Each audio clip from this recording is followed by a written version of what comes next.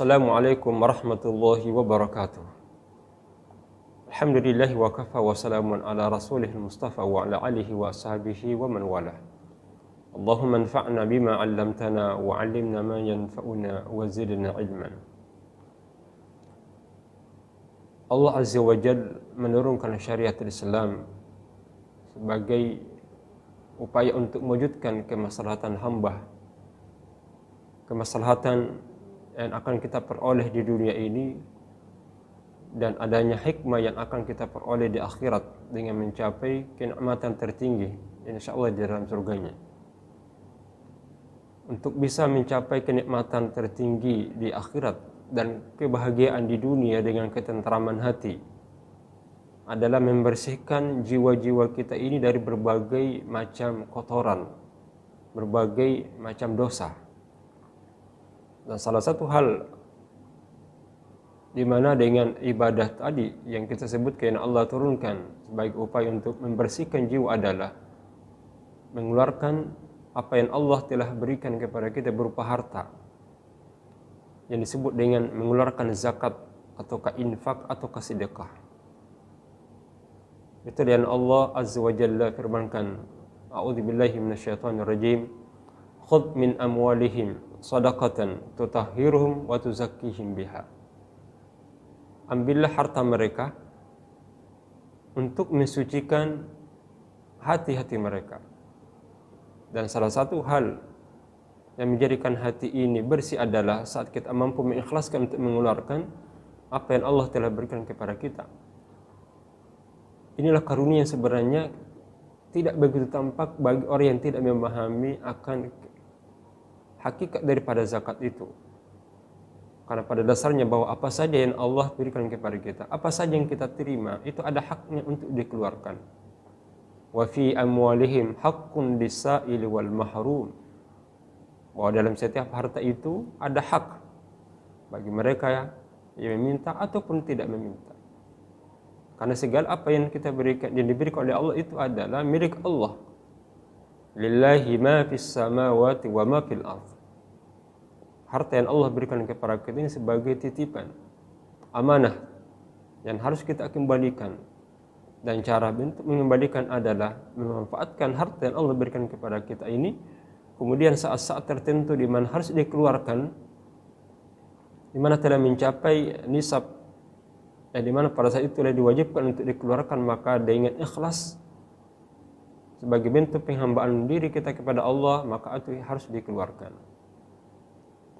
Harta zakat ini yang memiliki nilai tertinggi dalam ajaran agama adalah suatu karunia yang terkadang kita tidak melihatnya, bahkan mengabaikannya. Sehingga salah satu hal yang terkadang menjadikan seorang itu ingkar terhadap nikmat Allah, bahkan akan terjangkit salah satu sifat kemusyrikan. Sifat kesyirikan adalah ketika tidak mampu mengeluarkan harta yang seharusnya dikeluarkan. Kan ada kecenderungan untuk mencintai segala sesuatu yang selain daripada Allah. Sehingga salah satu sifat kesyirikan itu adalah al-musyrikun alladzina la yu'tuna zakat. Adalah mereka yang tidak mengeluarkan zakat itu. Kenapa disifati Al-Quran orang yang enggan dan tidak mengeluarkan zakat? Berarti ada kecintaan yang sangat besar terhadap harta itu, di mana saat Allah memerintahkan untuk mengeluarkannya, kita tidak mampu mengeluarkannya. Maka terjadilah dua hal dorongan antara memiliki harta kemudian perintah untuk mengeluarkan, dan saat itu kita tidak mampu mengeluarkan, waliyadzubillah, maka kecintaan terhadap harta lebih dominan, lebih besar daripada kecintaan Allah. Maka di sini nilai kesyirikannya, yang dimana lebih kita awalkan, lebih kita utamakan dorongan nafsu untuk menahan harta ketimbang daripada perintah Allah untuk mengeluarkannya. Dalam hukum Islam dikenal ada dua jenis zakat yang harus kita keluarkan, dan ini adalah perintah dari Allah. Selain kita diperintahkan untuk mengeluarkan yang disampaikan kepada para pemimpin untuk mengambil harta itu, secara khusus bagi orang yang memiliki harta untuk mengeluarkan dan menyalurkan kepada badan zakat atau lembaga zakat yang dipercaya. Hadis itu Allah jelaskan, ya ayyuhalladzina amanu anfiqu min thayyibati ma kasabtum wa mimma akhrajna lakum minal ardh. Wahai orang-orang yang beriman, keluarkan apa saja yang baik yang kamu peroleh, min thayyibati ma kasabtum wa mimma akhrajna lakum minal ardh, dan apa yang keluar, apa yang kita keluarkan dari bumi ini. Dan ayat ini menunjukkan bahwa apa saja yang kita peroleh dengan cara yang halal, maka ada haknya untuk dikeluarkan. Maka dikenal namanya zakat mal, yang dikeluarkan pada saat kita telah memperoleh harta yang memiliki nisab tertentu dan waktu tertentu pula. Ya, di mana dikeluarkan pada saat di akhir tahun. Ya, di mana kita memperoleh harta yang cukup nisabnya untuk dikeluarkan. Ada harta yang berupa emas atau perak.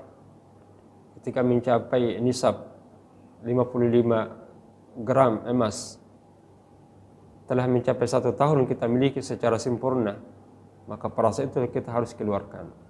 Berupa juga adalah zakat perdagangan.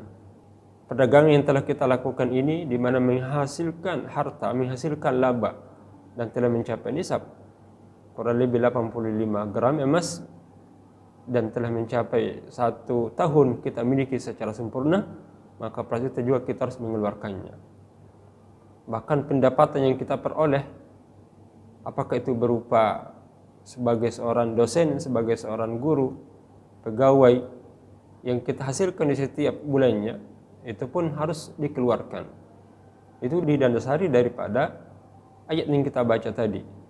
Anfiqu min thayyibati ma kasabtum. Keluarkan apa yang baik-baik yang dari kamu usahakan itu.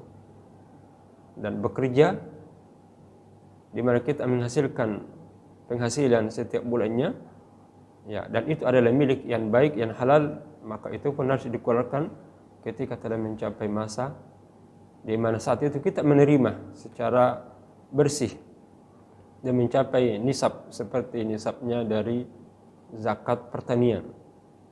Ya, pada saat itu kita harus mengeluarkannya.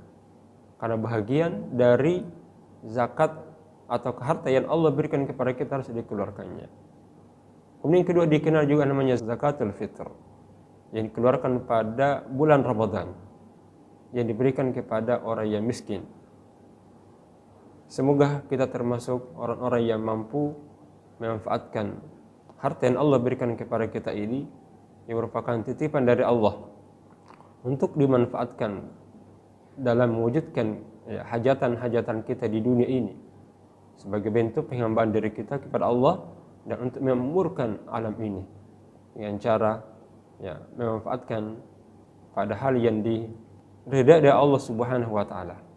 Dan pada saat-saat tertentu di mana Allah meminta untuk dikeluarkan dan diberikan kepada orang fakir, orang miskin, maka dengan bentuk ikhlasan kepada Allah Azza wa Jalla, memurnikan akidah kita dari nilai-nilai kesyirikan, maka kita dengan ikhlas harus dapat mengeluarkannya kepada yang berhak. Pada saat itulah di mana Allah akan memberikan keridhaannya insyaallah dan menempatkan kita dalam surganya yang mendapatkan nilai yang tertinggi insyaallah.